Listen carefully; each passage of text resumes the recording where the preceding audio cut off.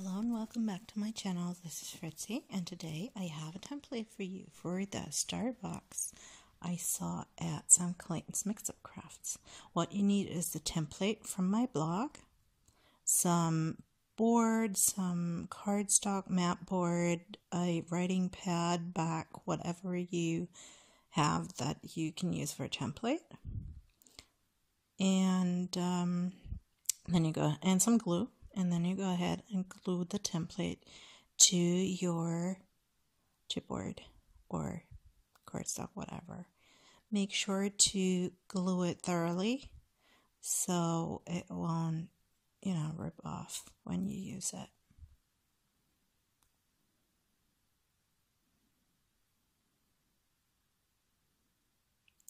Make sure the whole template is on the mat board. Make sure to really burnish it well. I use a squeegee.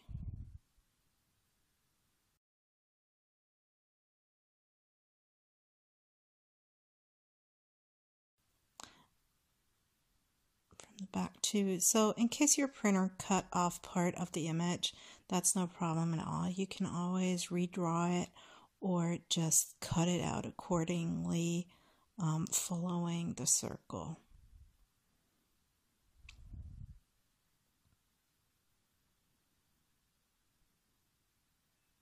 Now you just go ahead and cut out the circle template, either using scissors or an X-Acto knife, whatever is your tool of choice.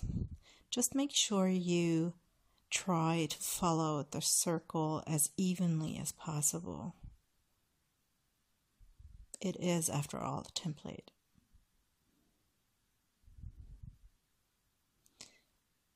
Then go ahead and notch the lines separating the circle into 5 even pieces. You can use scissors. I just have this notch tool, so I use it.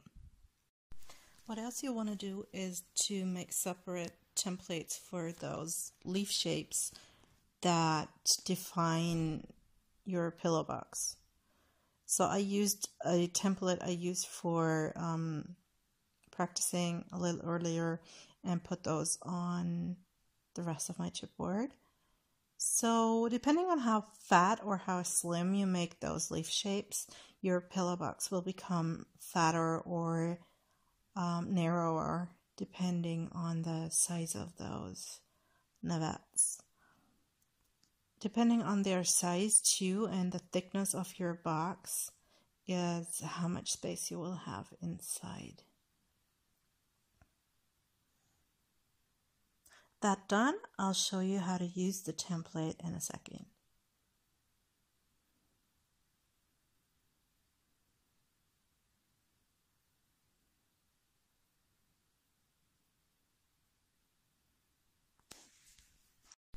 Okay, how to work with the template, I'm going to show you now.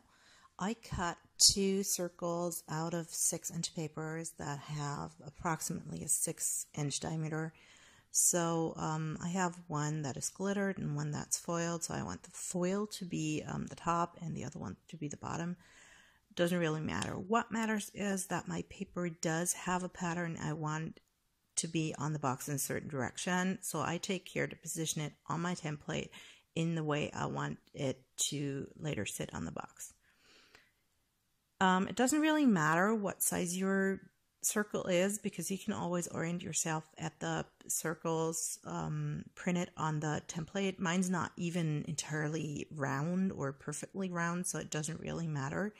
Just position it like in the middle, and then you can go in and mark your 5 lines coming out from the center to divide the whole circle into 5 perfect pieces. It's like cutting a pizza into 5 even slices.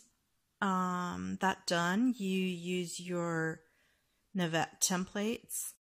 Best you use the one next to your size paper that's printed, and put it on the template in between the dots you made, the marks you made. If it's too big, just push it out of the circle. If it's too small, push it into the circle. Just make sure that the outer edge is parallel to your circle line. so it doesn't get wonky. Otherwise your star is going to be wonky. Then use some kind of soft surface like a mouse pad or a silica mat or something, so your impression, your score will be defined, so you can better fold your star later. Use the template and go around your circle, and you'll end up with 5 scores that make your bursts. That done, you start burnishing those score lines. Best do that by pulling them in, pushing them down, and then walking the whole paper along the score line. That's how I found it works best. Oops, I'm sorry, my camera just broke down on me and I missed a couple of steps, but you should be okay following up. We're starting to glue this together, and I did cut out a finger hole in the bottom on that flap that was to be left open, because everybody who knows pillow boxes knows you need that. You can also just take your scissors and cut across from point to point, but I used a punch to do like a half circle. Then we start gluing the box together, and the most important thing is that the points match up. So don't cover the whole flap, the whole lower flap in glue, because the score lines won't match up. So what I did, I only put glue on my edges, on the bottom and on the top, and made sure the points matched up. And then go ahead and close the box, but make sure to leave that one side with the finger hole open, because otherwise you're going to have a real decorative piece of 3D paper art, but not a box.